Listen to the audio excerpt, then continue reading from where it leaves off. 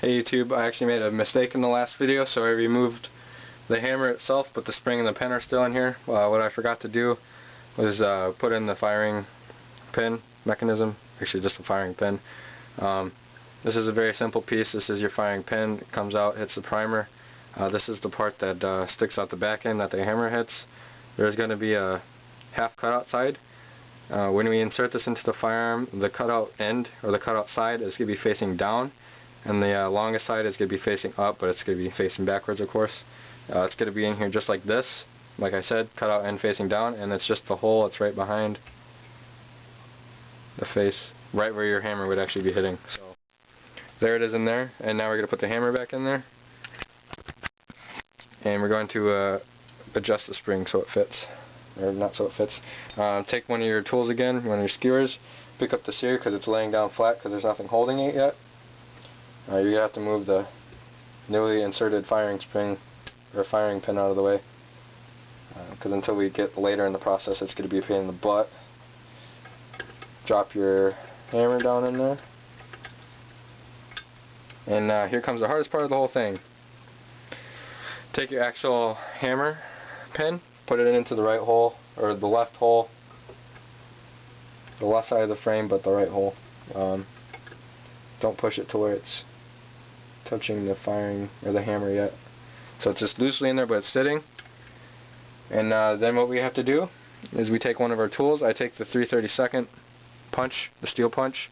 I'm kind of meticulous about it, and I don't really force stuff, so I use that. But if you're afraid of scratching your firearm, I'd use the back end of a fresh skewer, where it's nice, clean, flat wood. It's gonna chip. Probably gonna break the skewer, but that's okay. So I take your tool, and let me show you this real quick. All we're doing is taking the spring that should be touching the hammer and pushing it below it, and that sounds quite simple, and it's not. So we take a light.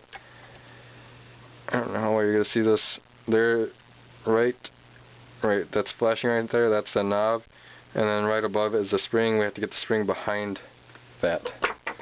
So what we do is we take our pushing tool, our poking tool, or whatever you want to call it, and you try not to scratch your firearm. Turn off the light, and we push it. We push it. We pick up the hammer just a little bit.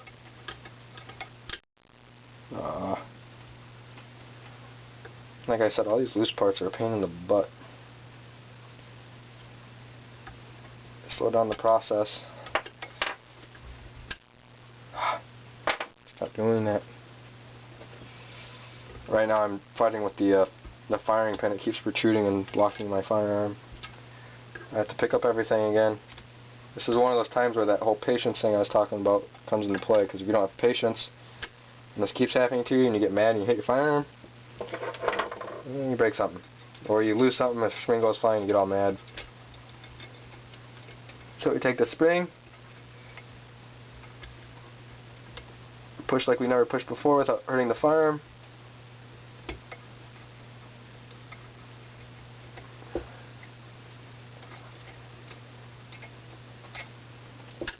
Being stupid. This is one of the reasons I don't like it. It's because the springs never really cooperate in this firearm. There we go.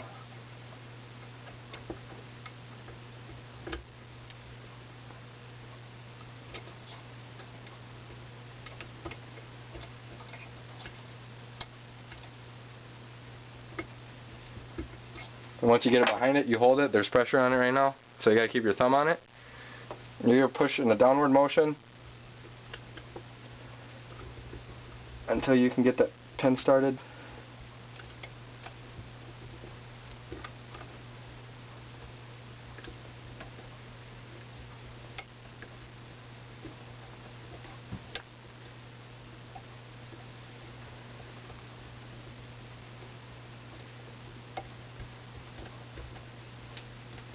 Whew. Take a break if you need to. This kind of hurts your thumbs. Oh, there we go. So then you take your hammer, and then since this is just holding the spring, when you hit this, it's just going to pop it out. There, it dropped. Don't put it all the way in. Now it's holding it. Your hammer won't caulk all the way up, so don't even try that. Then you have your short and last pin for your drop, and it kind of holds back the firing pin. So what we're going to do, we're going to insert it from the left side where it should be coming from until it stops. You're going to pull back the hammer as far as you can, take a skewer, push in the firing pin and slide it until it goes again. Then we're going to pull this back out. Oh, you're not going to be able to see it, but you're going to be looking down into the firearm through this crack right here. You're going to pull it out till it's open, but without going past the firing pin again. You're going to take your drop with the right side facing out, like it came from the factory. You're going to drop it in there, fiddle with it a bit, shake it around, put it all the way down, and then kind of make it look like it would have been before you took it apart, and then try to match up the hole. And then once you find the hole, make sure with your eyes, take your mallet, your hammer, plastic side, and what you should be able to do, should cock, decock, cock, fire, and this should move. Your drop should move. If it doesn't move, the very first pin we put in with that little spring in the sear housing, you messed up pretty bad. Then what I do is I take my barrel for my 410, I put it in there kind of like I was reassembling it, match it up, put it in there. Remember to hold on to this, because if you don't have your forearm attached, it's going to fall. Push your drop, and it should open, cock, dry fire. Not really the best thing to do. And then I take it back apart, and the final thing I do is I, with my eyes, watching the firing pinhole, which I can see it sticking out right now, I'll cock it back, make sure that it itself returns back into the firearm, which you just saw, and then it comes back out. You can see that little spot. So there you have it. All you have to do is basically clean up, push the rest of these pins back in, take it out to the range, make sure it functions correctly. When you're at the range, I suggest always wearing your earmuffs and your eye protection, and then after you're done shooting, keep one shell and try several times of decocking it and see what happens.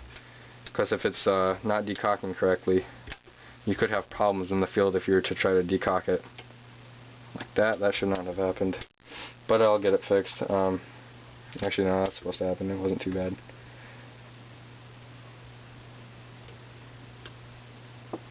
But yeah, so there you just basically reassembled your own shotgun. I think after this process you'll probably understand why a gunsmith should do it, because it's really annoying and you don't really want to screw up your firearm, because chances are it was at least $100, and the $25 they'll charge you, or the $30 or $40 isn't really worth it. But you know, don't screw up your firearms. Gunsmiths are always a good idea. It gives them something to do. Have fun hunting with your 410 or your 12 or your 20, and stay safe. Thank you. Bye.